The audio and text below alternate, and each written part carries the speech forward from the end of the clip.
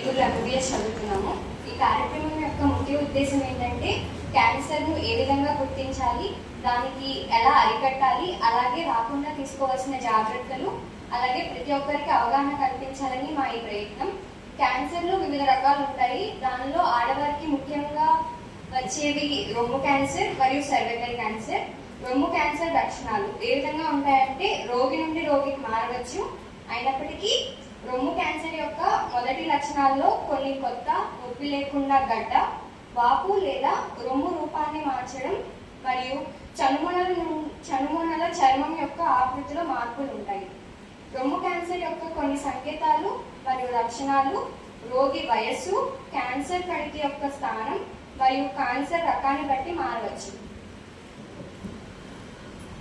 రొమ్ము క్యాన్సర్ ద్వారా ఎవరు ఎక్కువగా ప్రభావితం అవుతారంటే 50 ఏళ్ళు దాటిన మహిళలు, అలాగే 60 ఏళ్ళు దాటిన మగవారు.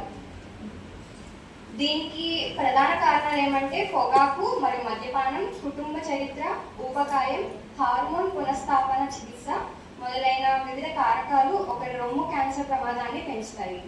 రొమ్ము క్యాన్సర్ యొక్క సంకేతాలు మరియు లక్షణాలు: రొమ్ము లేదా చంకలో ఒక ముద్ద, అలాగే రొమ్ము రూపంలో ఏదైనా మార్పులు, రొమ్ము పరిమాణంలో పెరుగుదల, ఆకృతిలో మార్పులు రావడం ప్రధాన కారణాలుగా గుర్తించవచ్చు.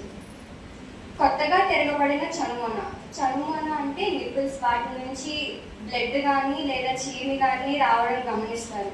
రొమ్ము యొక్క ఏదైనా ప్రాంతంలో నొప్పి ఉండడం కానీ, అలాగే మహిళల్లో తరచుగా ఋతుచక్రాలు సంబంధించినవి అయినప్పటికీ కొన్ని రకాల రొమ్ము క్యాన్సర్ కూడా అసౌకర్యం లేదా నొప్పిని కలిగిస్తుంది. ఈ రొమ్ము క్యాన్సర్లో వివిధ రకాలు ఉంటాయి. వాటిలో ఏ దాని వల్ల అయినా సరే ఇది ఎక్కువగా అవ్వచ్చు.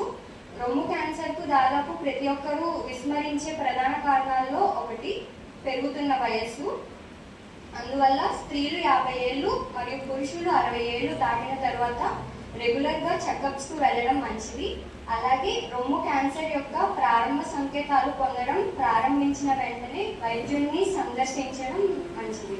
ధన్యవాదాలు.